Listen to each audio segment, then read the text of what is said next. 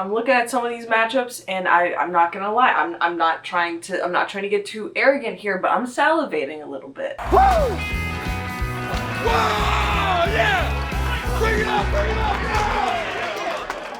My name is Cecilia. Welcome to the Chargers Check-In. This week, week 4, going into the Giants game, they definitely threw a wrench in things with Jackson Dart starting, but I think this will be really interesting, and I think anytime you have a rookie quarterback starting for the first time, you get more eyes on the game, which is a huge opportunity for a lot of these players who are going to be vying for some of those end of season awards. I'm looking at Deion Henley like, hey, can he make a Pro Bowl case? We're getting a lot of eyes on the Chargers this year. Justin Herbert, he's going up in that MVP race. He needs eyes on him for that to happen. There's a lot of talk about, hey, he's playing at an MVP level. To me, I'm like, this is just how he plays. This is about the level he plays. 1 interception every 3 games, several touchdowns, always making noise with his feet. I don't know, guys. maybe he's been the MVP all along. So today we're going to talk about key matchups to look out for in this game. But before we do that, I want to give a little update on the injuries, because looking at the injury report yesterday was pretty scary for the Chargers, and we've gotten some positive updates. Now, Bradley Bozeman did practice in a limited fashion, which is a good sign, because Wednesday he did not practice. So this is an upgrade for him. I do anticipate him playing, even if maybe he needs to be, taken out later or something, but he generally does a good job of playing through things. I think he has a long streak of starting. That's a really good thing, so that we can keep one more member of our offensive line out there. Deshaun Hand, he had a full practice, so he should be good to go. He's the defensive lineman. I think we just need as many of those guys out there as possible. There isn't really a star on the interior defensive line. The closest is Teair Tart, but if we can just get a good rotation going with Jamari Caldwell and Deshaun Hand, I think together they make a really strong unit. So it's good to see them have another opportunity to work together. Dante Jackson, full practice. That's that cornerback that I talked about, had a pretty good game last week and the week before. He's kind of stepped up and made a role for himself in Cam Hart's absence. And it's really good news that he is back in full. I think that's going to make a big difference. Like I said, I just feel better about the cornerback room when they can rotate however Jesse Minter wants. There aren't really any stars in the cornerback room, but there's a lot of solid players, and I think Jesse Minter does his best when he has all of the options in the world, when he can put people wherever he wants and he can be his most creative instead of going, well, that guy's down and that guy's down, so I guess we have to put this guy over here. So that's really good news. Other than that, Trey Pipkins had a full practice. That's excellent. So that means the only player we're really looking to be missing on the offensive line that we weren't already, because obviously Rashawn Slater, is Mekhi Becton with a concussion. And that's not surprising. He does not seem to have cleared protocol. He didn't practice on Thursday, and if you don't practice on Thursday, it doesn't seem likely that you're going to play the following Sunday. Anything could happen, but I'm not going to be counting on Mekhi Becton being out there, which is unfortunate, and we will get into why that's unfortunate with the offensive line, defensive line matchup. But it's really good news that Trey Pipkins is back. A side note is Will Dissly was kind of practicing. He didn't practice with the team, so I don't think he was listed as a limited practice, but he was practicing off to the side according to some reports. So he seems to be making progress, just like Elijah Molden. It's something that we should revisit next week, like, oh, maybe he can play this game, maybe not. But I'm pretty much counting him out. The other thing of note, on the Giants side, Malik Neighbors did practice. So just like anticipated, because he talked to the media, we are expecting him to fully play. I have a hard time believing he would miss Jackson Dart's first start anyways, so we'll see about that, but count Malik Neighbors in for this game. Okay, now let's get into the key matchups to look for this game. I have 3, and the first one is Jackson Dart versus the Chargers secondary. So this is Jackson Dart versus Jesse Minter. Not an easy matchup. That is basically a question mark against a really good defense. And that's going to be tough. And it's going to be tough on both sides, because on one side you don't know what to predict. On the other side, you don't know what to predict. And that's because Jesse Minter is really good at disguising blitzes. He's really good at simulated pressures and making sure a quarterback doesn't quite know what's coming. And he does a good job of getting quarterbacks, kind of off of their toes a bit. We do have some scouting we can do on Jackson Dart. For those of you who watched him in college, it was a lot of options, like a lot of read options, and he liked to use his legs a lot. That he seems to have more faith in his legs than anything else, which is good to know, and something that the Chargers have kind of struggled with. You could see that against the Chiefs a bit, but they did a good job when they had Deion Henley as a quarterback spy. I'm curious if they will take a similar approach, because Jackson Dart, he seems like someone who would have designed runs in addition to just being good at scrambling. That could throw a wrench in things as well. But that'll be interesting. And I think it's worth noting that Jackson Dart he's a bigger guy. He can take a hit. He can evade sacks pretty well, keep the play going. I think he struggles a bit against pressure. He struggles a lot throwing over pressure. I think it's a good opportunity for the defensive line to get their hands up like Teair Tart has been doing, break up some passes that way, and mess with his vision, make it harder for him to look downfield. And that's something that the defensive line has been pretty good at so far, at least the interior. Last year, Thule had some moments like that, so this could be an opportunity for him. And in the preseason, he had some just straight up quarterback draws, so that's something they're going to have to look out for too. So this could, in theory, be a big Teair Tart game. I think that's something the defensive line coach, Mike Elston, is really emphatic about them, really looking at the quarterback and not just trying to get there, but trying to impact the quarterback from wherever they are. And that often looks like getting their hands up and interfering with stuff that can lead to interceptions. That can also just lead to a quarterback being a little bit hesitant, and essentially get what wouldn't be counted as a pressure, but is effectively a pressure because it affects the quarterback. In terms of the secondary, the Chargers had so many pass breakups in the last few weeks. Looking at it against the Raiders, man, that would have been such a discouraging game if you are a Raiders fan, because it seemed like it was so much effort. It took such heroics from Geno Smith, from everyone, just to get 6 yards, just to get 8 yards, just to get a first down. Took so much out of them. And I think you could see something similar for the Giants. If you look at their offense, the Raiders, they have a good receiver, and they have Brock Bowers, and it's like, okay, get the ball in Brock Bowers' hand, but you can't do it every time, but that's their guy. On the Giants side, I'm kind of like, yeah, they have some receivers, but Malik Neighbors, get the ball in Malik Neighbors' hands. And so I think the Chargers have a big opportunity to make it really hard for them. Just make it really painful to get anything. And I could see a scenario in which Jackson Dart essentially runs, a good percentage of the time, just because throwing feels not like an option. So I do think this matchup heavily favors the Chargers.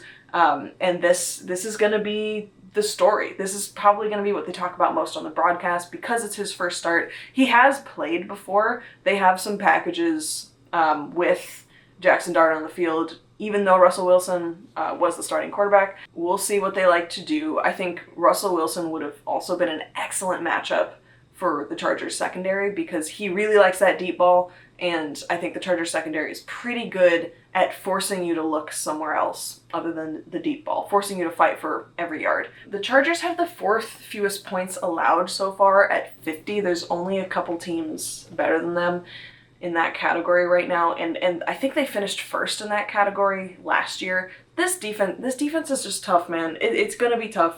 This is not an easy game to throw Jackson Dart into, and I've heard a lot of people say, why on earth would you throw Jackson Dart against the Chargers? This shouldn't be his first team. Throw him against the Saints. And I just kind of think that's what happens when an owner makes a coach feel like every single game they are fighting for their job. You can't afford to think about this kid's development long term in terms of years when this coach is thinking about his job in terms of weeks. That's kind of on the ownership. If you don't believe in your coach, you probably shouldn't be there. But we'll see. Anything could happen. And Dart seems up to it. He seems up to the task. A notable mention, I could see Derwin James having a big game. I could see him having a couple sacks, tackles for loss. He's been having a big game pretty much every game. So that's something to look out for. It is still an opportunity for, him to kind of bring that welcome to the NFL moment that Derwin James tends to do, and tackle somebody really hard.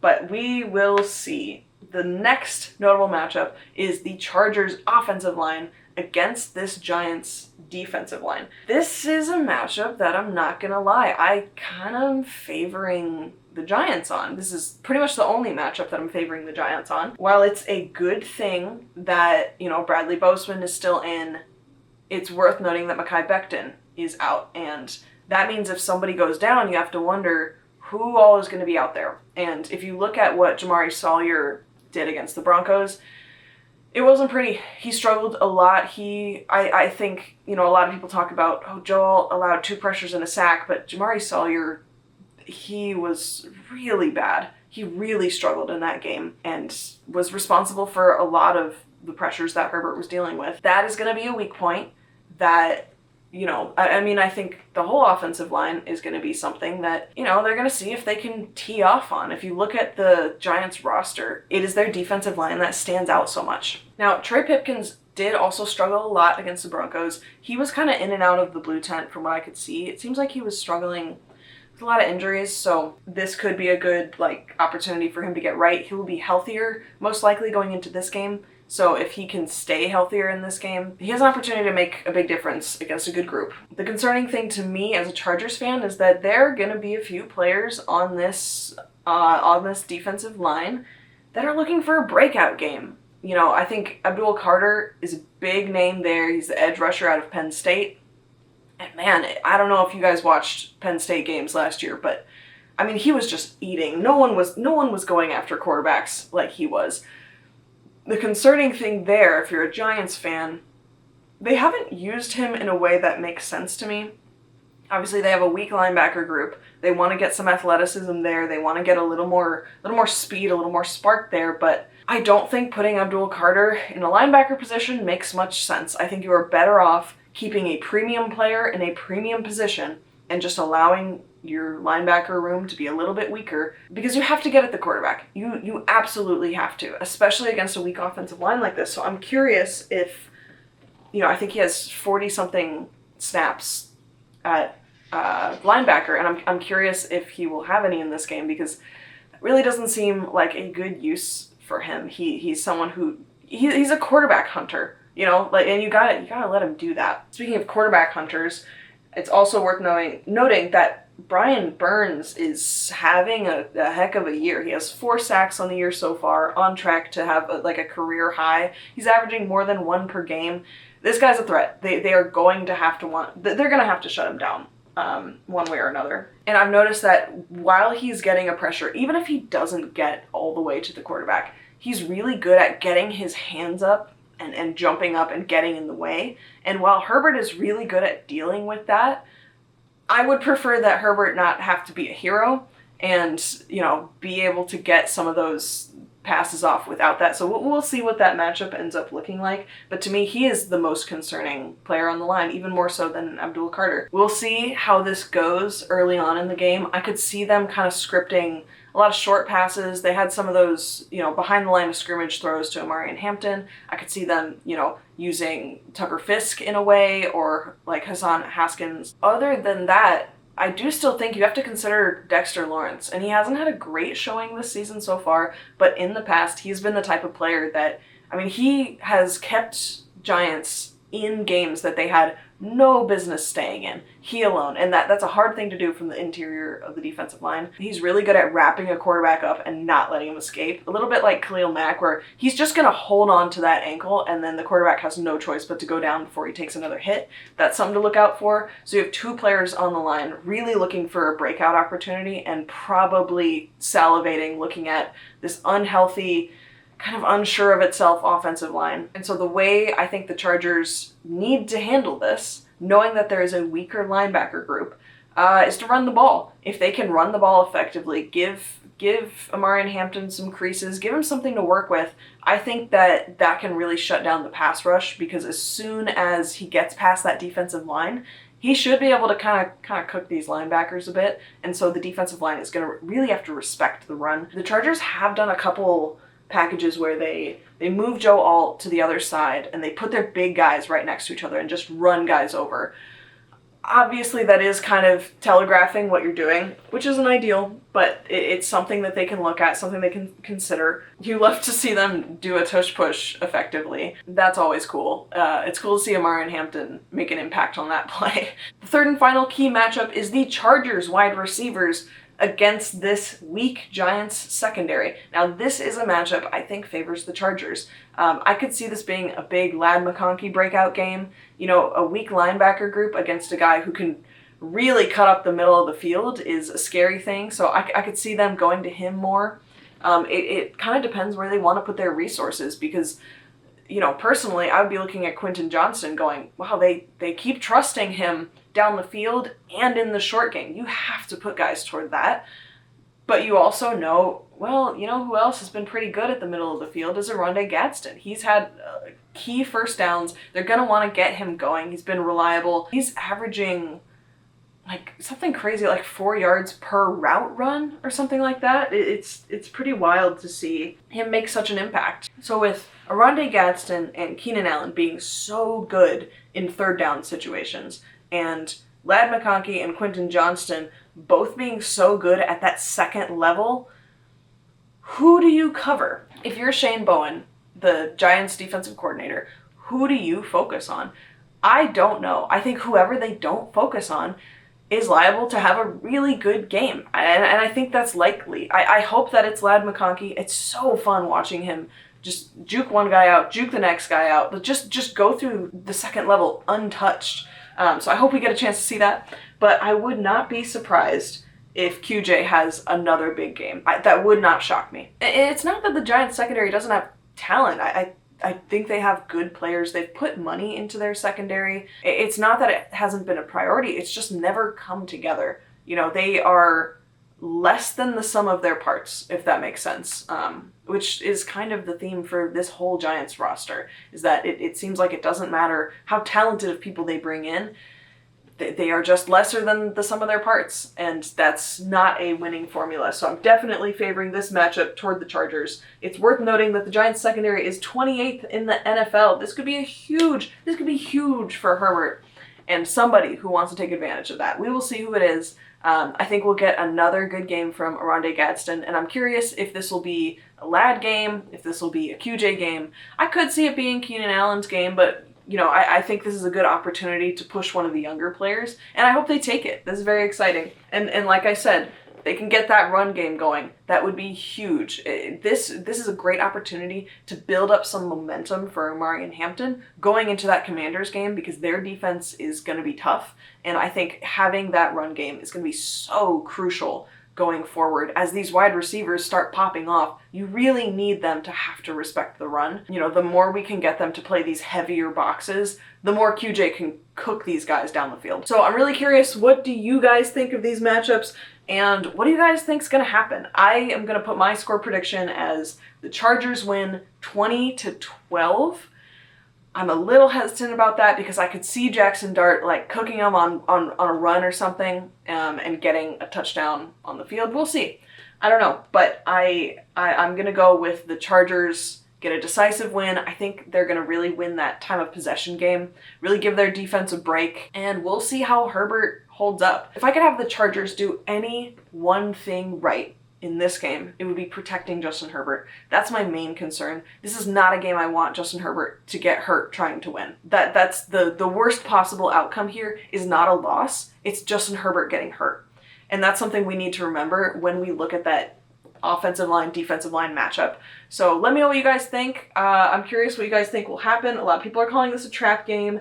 I don't know if trap games are going to be a big concern under the Harbaugh administration here, so we will see. But thank you for watching. Subscribe if you want more, and this has been the Chargers Check-In.